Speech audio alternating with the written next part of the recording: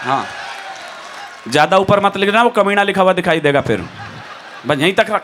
मेरी खामोशी को मेरी कमजोरी मत समझना। हाँ हाँ, मैं आंखों से काजल समेट जाता हूँ। बड़े लोगों के यहाँ मेरे सामने बैठे हुए हैं, प्रणाम करना चाहता हूँ आप सब लोगों को। आप सब लोगों को बांध रखियो ने। आवाज आ रही है बड़ी? अब आ रही, मेरे को भी ऐसा लग रहा है अब आ रही है। आप सब लोगों को चार्ज करने के लिए अब मेरे को खड़ा किया गया है। मैं पूरी कोशिश करूंगा कि आप सबको चार्ज कर दूं, लेकिन नहीं कर सका तो भी आप मेरा कुछ नहीं बिगाड़ सकते। क्योंकि मैं मंदसौर से आया हूं। मंदसौर का नाम मंदोत्री के नाम से पड़ा है। मंदोत्री रावण की बीवी थी और रावण मेरे फूफा जी लगते हैं, जिनको मारने के लिए भगवान श्री राम को भी धरती पर जन्म लेना पड़ा। तो आप किस खेत की बोली हो? हालांकि मेरे कवि सम्मेलन में कोई ताली बजाए नहीं बजाए, मुन्ना बैटरी को कोई फर्क नहीं पड़ता। कोई सुने उठ के चला जाए, मुन्ना बैटरी को कोई फर्क नहीं पड़ता। मेरा कॉन्फिडेंस का लेवल बड़ा तगड़ा है। मेरी तो शादी चल रही थी, 2 फेरे हुए और दुल्हन उठ के चली गई। हाँ। बंदे का कॉन्फिडेंस देखो, पूरे 7 फेरे किए मैंने पंडित के साथ। बहुत अच्छे। तालियों का कोई मापदंड थोड़ी है। तालियां मैं अच्छी तरीके से जानता हूं बजवाने के लिए। ऐसा ही कह रहा हूं कि बात कुछ ऐसी कहो कि जचनी चाहिए। बड़े भाई साहब आपको समर्पित करता हूं। और बात अगर पहुंच जाए तो पीछे तक के लोगों की तालियां देखना चाहता हूं। हाँ। मंच पे खड़ा हुआ हूं कि अगर बात कुछ ऐसी कहो कि जचनी चाहिए, उस बात का एक एक शब्द भी हमें वजनी चाहिए। और पहली, दूसरी और तीसरी लहर के बाद भी आप और हम जिंदा है। तालियां इस बात पे भी बजना चाहिए। हाँ, ये बात। बूस्टर डोज लगवा के आया अगला। बड़ा कॉन्फिडेंस से काम करना पड़ता है। द्वारकाधीश की नगरी अच्छे निपट जाते हैं यहाँ। सही कहना। लेकिन मैं आप सब लोगों को प्रणाम करता हूँ। आप बहुत बढ़िया सुन रहे हैं। कुल 10 मिनट का समय लूंगा, मुझे केवल 10 मिनट देना। 15 मिनट सुनाऊंगा, 20 मिनट में बैठ जाऊंगा। ये बात मैं हर आधे घंटे में बताता रहूंगा जब तक कि मेरा 1 घंटा पूरा नहीं हो जाता। ये टीम आपने बड़ी बुलाई, मेरे माथे थोड़ी बुलाई क्या? मैं तो अपना काम पूरा करूंगा। बिल्कुल। लेकिन मतलब आनंद लो जीवन में।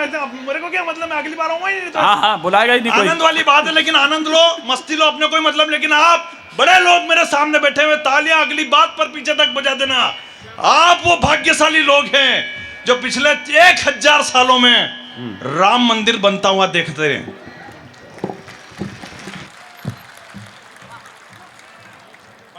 ये चल, मैं क्या करूं?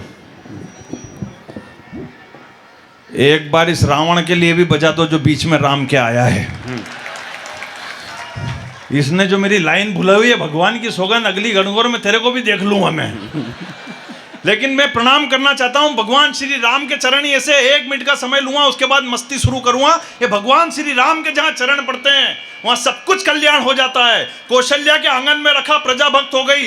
अहिल्या की शिला पर रखा, श्राप मुक्त हो गई। मिथिला के स्वयंवर में पहुंचे, सीता राम में लीन हो गई। दंडकारण्य वन में पहुंचे, धरती असुरों से विहीन हो गई। निषाद राज की कुटिया में पहुंचे, मित्रता अपार हो गई। केवट की नैया पर बैठे, भव सागर के पार हो गई। सबरी की कुटिया में पहुंचे, असुरों की धारा उमड़ गई। केवट की नैया पर बैठे भवसागर के पार हो गई। सबरी की कुटिया में पहुंचे, असुरों की धारा उमड़ गई। हनुमान की हथेली पर रखा, भक्त की कीर्ति पूरी दुनिया में बढ़ गई। सागर के तट पर रखा, रामेश्वरम की नींव गड़ गई। लंका की धरा पर रखा, लंकेश की नींद उड़ गई। और आखिरी लाइन पर आपकी बड़ी तालियां देखना चाहता हूं कि जो रखा कदम लॉकडाउन में दूरदर्शन पर, तो उस गरीब की टीआरपी बढ़ गई। वाह, बहुत अच्छे, बहुत अच्छे।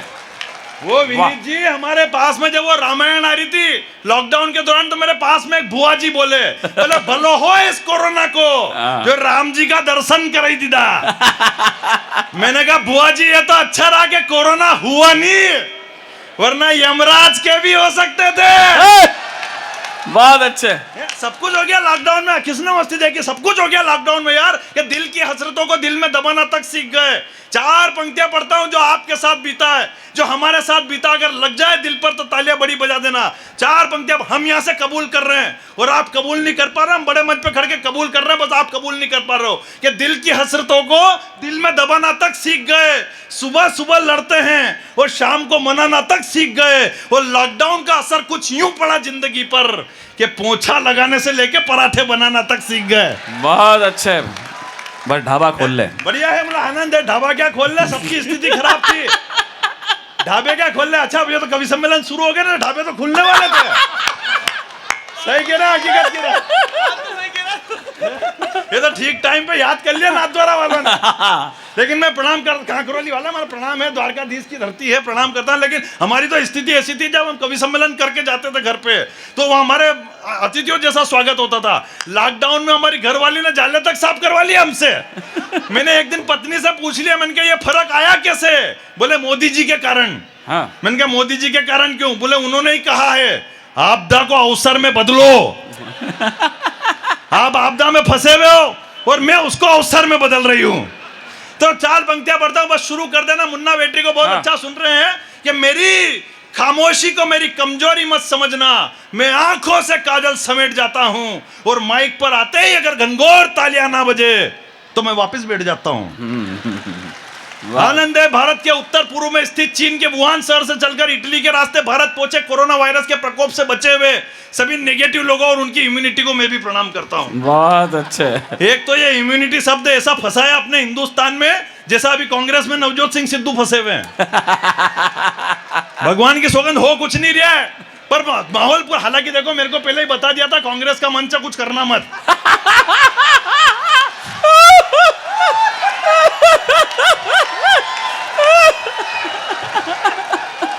देखो हमारे क्या, हम तो कभी आदमी हम पार्टी पॉलिटिक्स करते ही नहीं, हमारे क्या लेना। हकीकत कह रहा पार्टी पॉलिटिक्स, अरे हकीकत कह रहा हमारी स्थिति बड़ी खराब है हिंदुस्तान में, सही कह रहा हूं। लेकिन मैं 4 पंक्तियां पढ़ता हूं, हमारी स्थिति बड़ी खराब है हिंदुस्तान में। अभी यहाँ कांग्रेस की गवर्नमेंट हो गई, हमारे मध्य प्रदेश में भी हो गई थी, वो तो थोड़े भाजपाइयों ने मेहनत कर ली तो उधर वापस भाजपा की हो गई। लेकिन स्थिति बड़ी खराब है हमारी कवियों की। अभी वहां पिछले साल भी हमारे साथ नवरात्रि में यही हुआ, 20-20, 25-25 कवि सम्मेलन एक साथ, और जिसको देखो वही आयोजक हमको होटल में आके चमका के जाए। राहुल गांधी के खिलाफ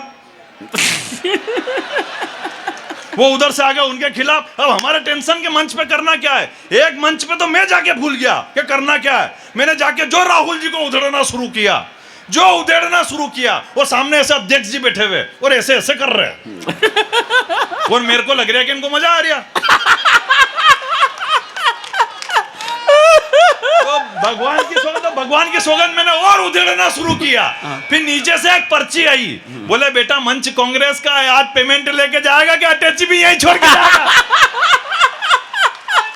तो मैंने जो तुरंत डैमेज कंट्रोल किया, बस तालियां उस बात पे बजा दे, मैंने जो तुरंत डैमेज कंट्रोल किया, मैंने कहा राहुल अगर 97 पे आउट नहीं होता तो भारत आज वर्ल्ड कप जीत जाता।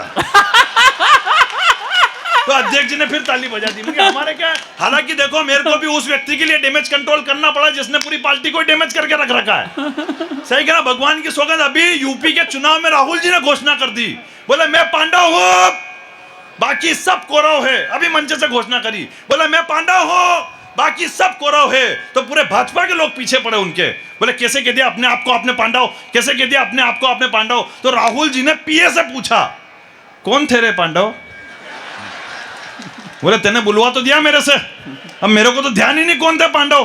तो पीए ने बताया सर ये पांडव जो थे ये महाभारत के एक पात्र थे। बोले नहीं, दिखाओ मेरे को कौन थे पांडव। आखिर कार्यालय पे टीवी मंगाई गई, टीवी के अंदर महाभारत चलाई गई। अब संजोग से वो वाला दृश्य चल गया, इधर पांडव मुंह लटका कर बैठे हुए, इधर द्रौपदी की साड़ी खींची जा रही, ऊपर से ऐसे करके भगवान श्री कृष्ण साड़ी दे रहे। तो ये दृश्य देख के राहुल जी को गुस्सा आ गया, बोले ये क्या दिखा रहे हो मेरे को? एक महिला की साड़ी खींची जा रही है और ये 5 मूर्ख मुंह लटका कर बैठे हुए हैं, कौन है मूर्ख?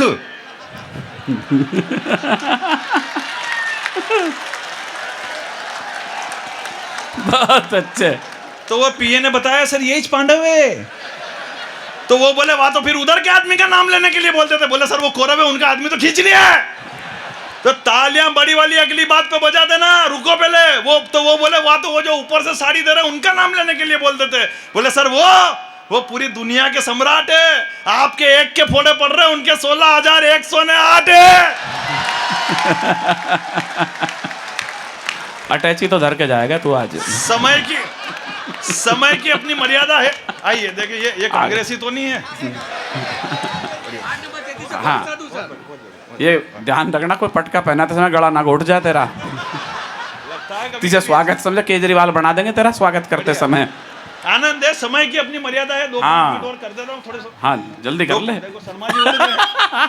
शर्मा जी उड़ जाए मतलब समझ ले तेरी ओवर लिमिट हो गई है।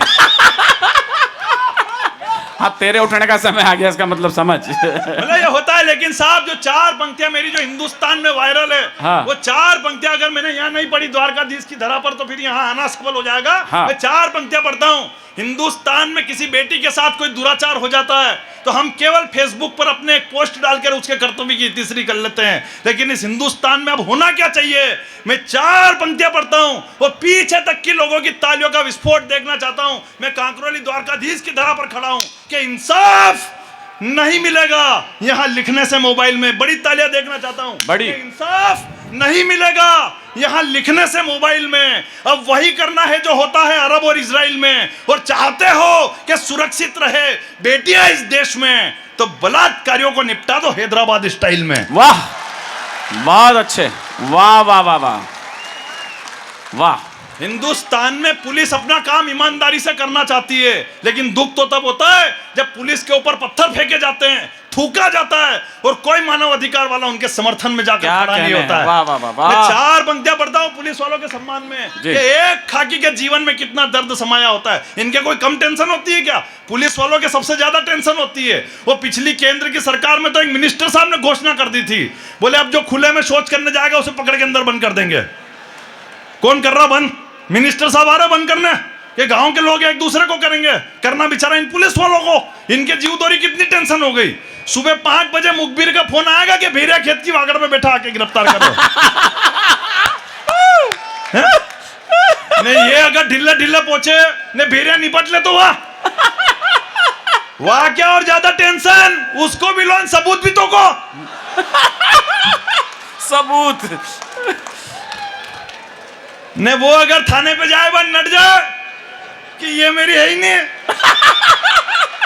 अब करो डीएनए टेस्ट। समस्या कितनी है यार पुलिस वालों के, यार कितनी समस्या है यार। मतलब मेरे शहर में तो पुलिस वालों ने जगह जगह कैमरे लगा रखे।